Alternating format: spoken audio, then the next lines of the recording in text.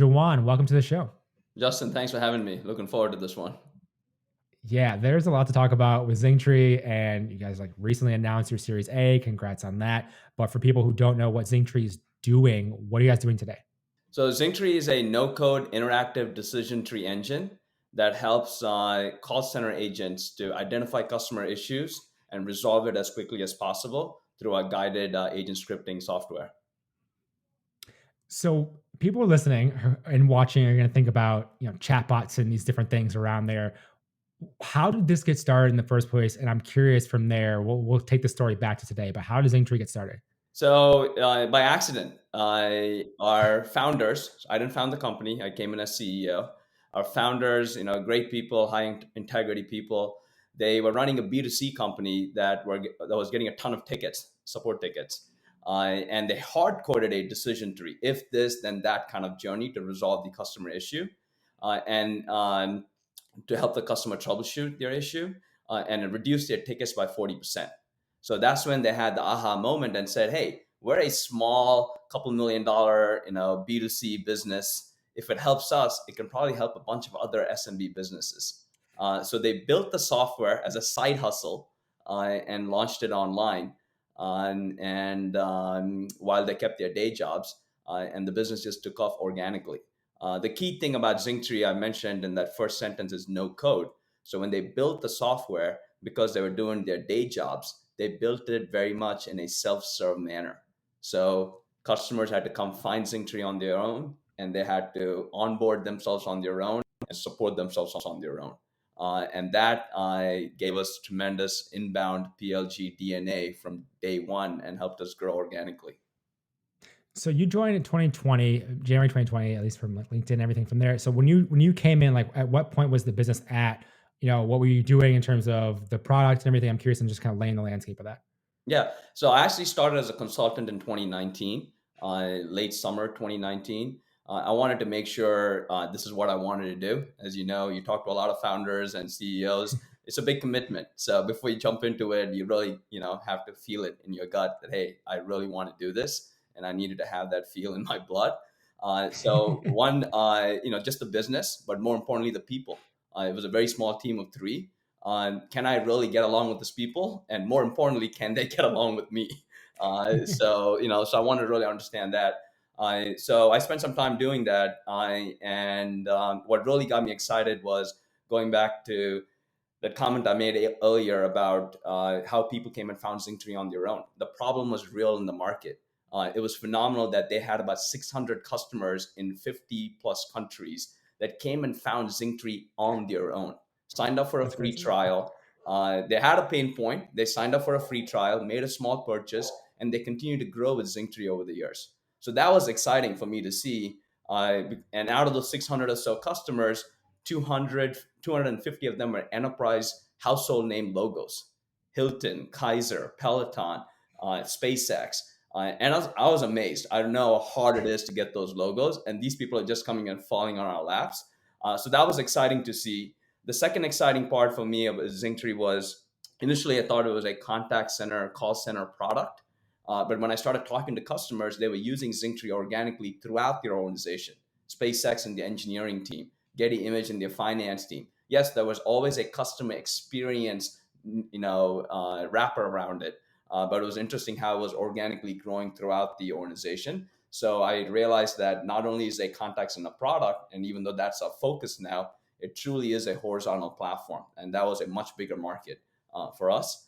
And third was I felt it really was an enterprise solution. It wasn't packaged price enterprise solution manner. It was very much an SMB kind of positioning.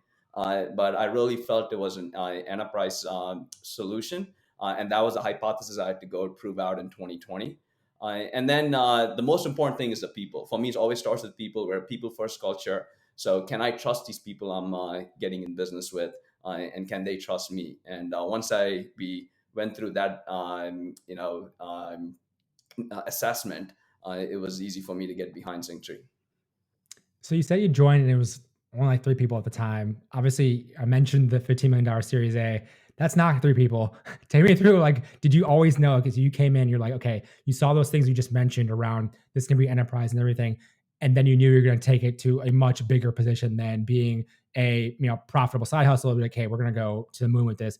Take me through that vision at that time. Like, what was that? What did you see the potential for in terms of Zingtree? Yeah, as I was, it was hard, right? When you start a company from scratch, you sometimes have a clear vision, but when you come join a company, you have to give it some time, in my view, right? You have to give it some time to understand what that vision is. For one, from the founders, you have to respect them. I've been a founder myself, so you got to respect those founders. They started it out of necessity, and they have a lot of say in this. So you understand that. You talk to your customers. The voice of the customer is super important. So you spend time with them to understand where they want you to take this. And then from there, you make an assessment on what the vision is. So I didn't come in with the vision right off the bat. I just knew there was a ton of potential here.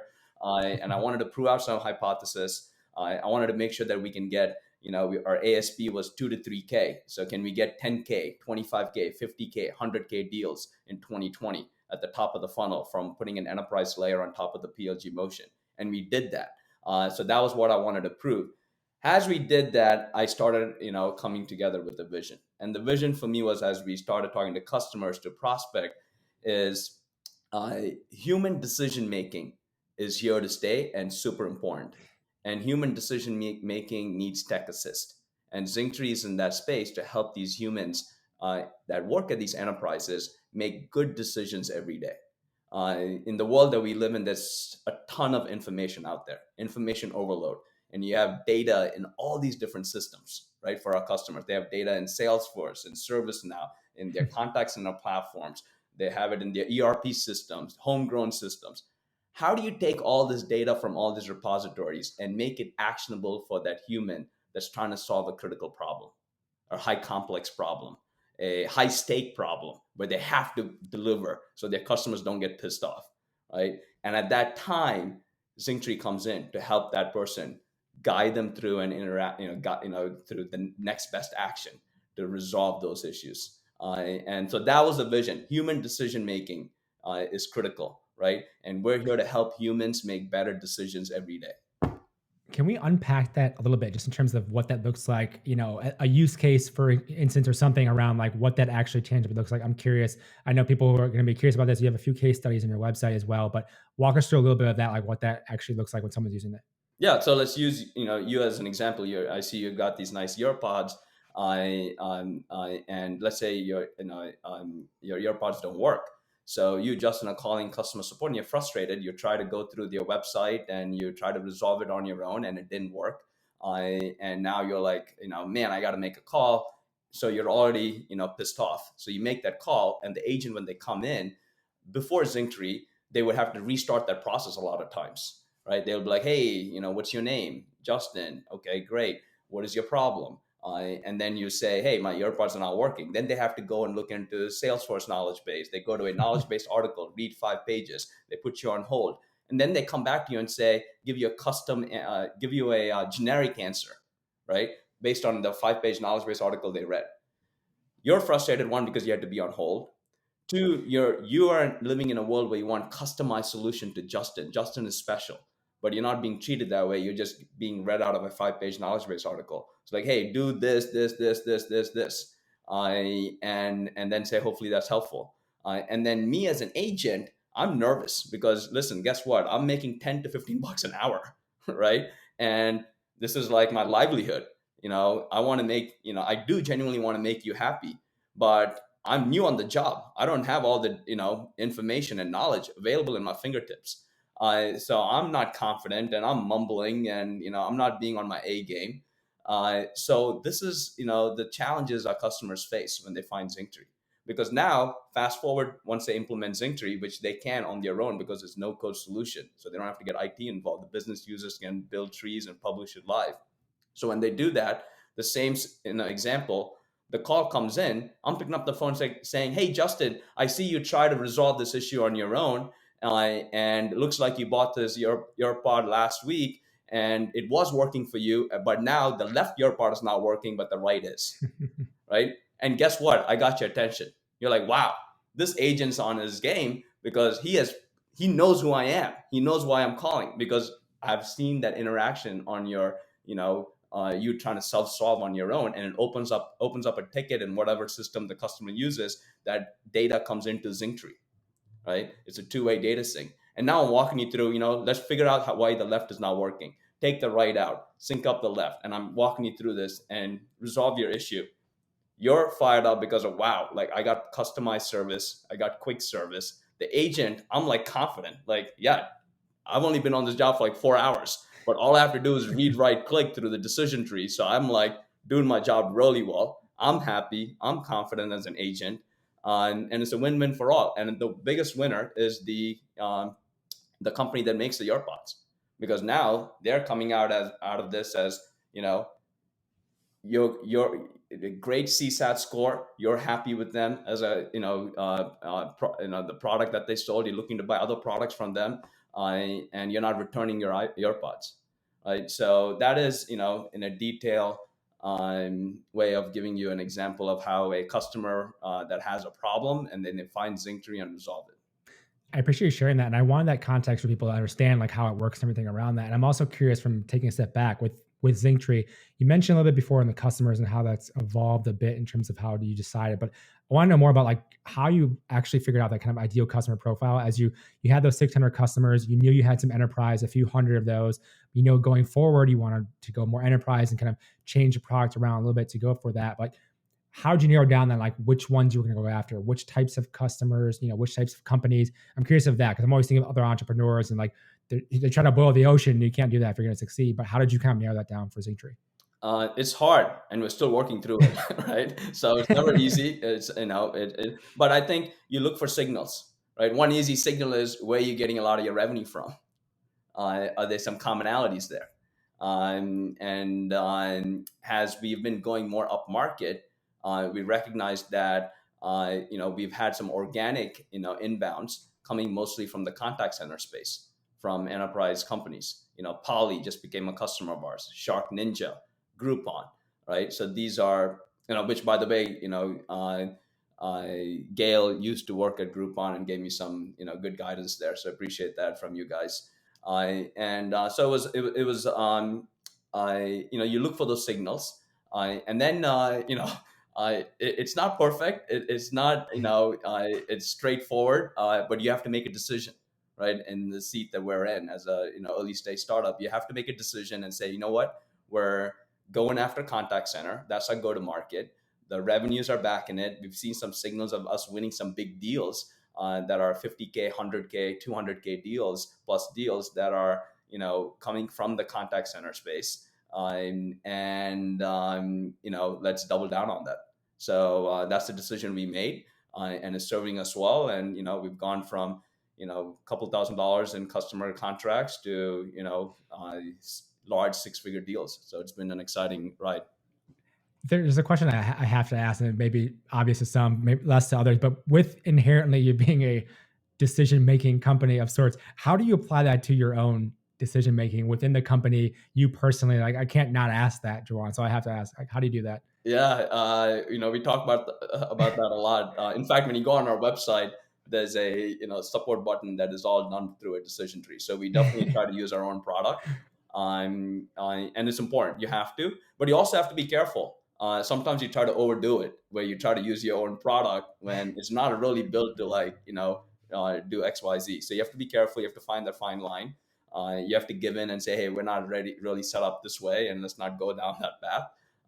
But yeah, so we definitely use our product to help our customers reach out to us through support. If you go on zingtree.com, you'll see a button that pops up. In fact, some of our customers use that, and they come back to us and say, hey, how can I get that on my website? So it's generated some leads for us. So absolutely, you're right. We definitely use that from servicing our customers. In terms of making decisions internally, yes, it helps us, but we still haven't fully taken advantage of it, right? So we're still a small team. I think where decision making really becomes much more complex is at scale.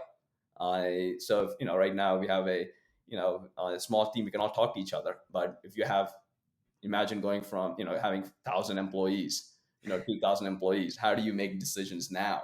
I think it becomes more challenging, and we're not there yet. So hopefully we'll get there, and we can put our product to more use. Yeah, and this is one of those things. Talking to a number of founders at different stages, you have the kind of guiding light, north star of what you're trying to accomplish, and then decisions kind of fall into that some capacity if you're always thinking of that end goal and where you're trying to get to, of course. But yeah, I had to think about you guys have the knowledge around decision making and everything, so here it has to be a DNA of the company, I imagine. And I think the DNA is you hire great people and let them make the decisions. yeah, In my job, it's of course I'm asking questions and being involved, but it really is letting people execute, let them do it, let them make the decisions. And some decisions will be great, and guess what? Some decisions will be wrong, and that's okay because we're learning yeah. quickly. So we encourage that, but really allowing people to make the decisions and run this company is important. Yeah, and that Vitalize, we're investing in the future of work. So I was going to ask around those questions too.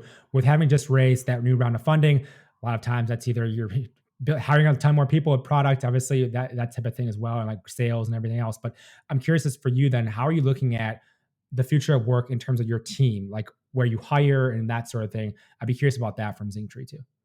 Yeah, I mean, listen, the world has changed.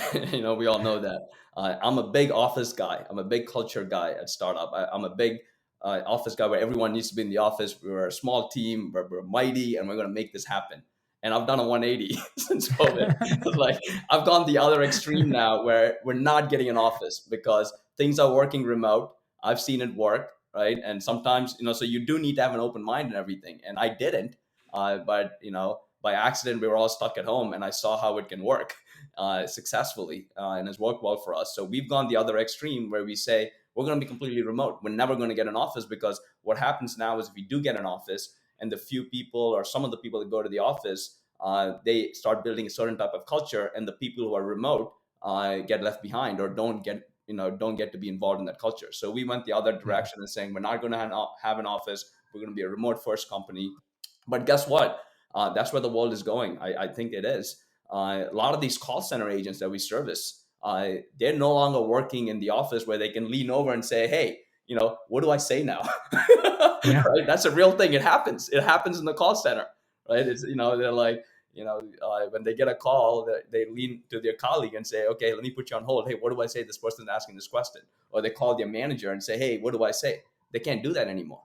They need to be, in front of their computer at home and address that customer issue, and they don't have real live help, human help. And so it becomes even more critical for them to use Zingtree. We definitely see that shift happening, and that has served Zingtree well, where people are more remote. The people that use our product are more remote, and the people that come looking for our product are more remote. So it's even more important for them to find a solution like Zingtree to help them, be on top of servicing their customers. and lastly with that too, just as we kind of wrap things up here with future of working, that's remote. A lot of people have been forced into that, obviously, with going remote or hybrid. People have different opinions. I think many people have switched, like you mentioned, as well. But even as you look at that too, in terms of that, how are you thinking about building culture, who you're hiring for, culture at, like how are you thinking about that sort of thing as we move forward in this like new world of work at Zingtree? I'm just curious on that too. That's hard because it's new, right? Building, Yeah, there's a certain way people are used to building culture being in the office. Now you have to do it all, in a remote manner. So what I think is really important in that setup is to really, startups need to invest in that in culture from day one. So at Zingtree, we're a small team, but we have two people in HR already, right? yeah, Normally, people are hiring, HR folks when you're much later stage. And when we were a small team, we already had two people in HR because we recognized that it is important to build culture. It is harder probably to build culture when you're remote. You have to invest in it early on. You have to be conscious about it. So we put time, resources, money behind it. I'm not saying we're perfect, but we are trying really hard because it is important. People first culture. At the end of the day, technology, customers, all of that stuff is great. But the thing that makes that all happen is the people, right? So you got to invest in those people. You got to give them the ability to go execute. You got to take care of them, and startups need to invest real time, energy, people, and money and resources behind it. Juwan, I want to thank you for the time today. I really appreciate it. Where's the best place for people to learn more about Zingtree and also get in contact with you if they'd like to? Yeah, so they can always reach out to me on LinkedIn, on my email at Juan, Juan at zingtree.com. And of course, our website, www.zingtree, zingtree.com. So always happy to connect and chat with people. So yeah, definitely would look forward to it. Perfect. Juwan, thank you so much for the time. Really appreciate it. Justin, enjoyed it. You're the man. Thanks for having me.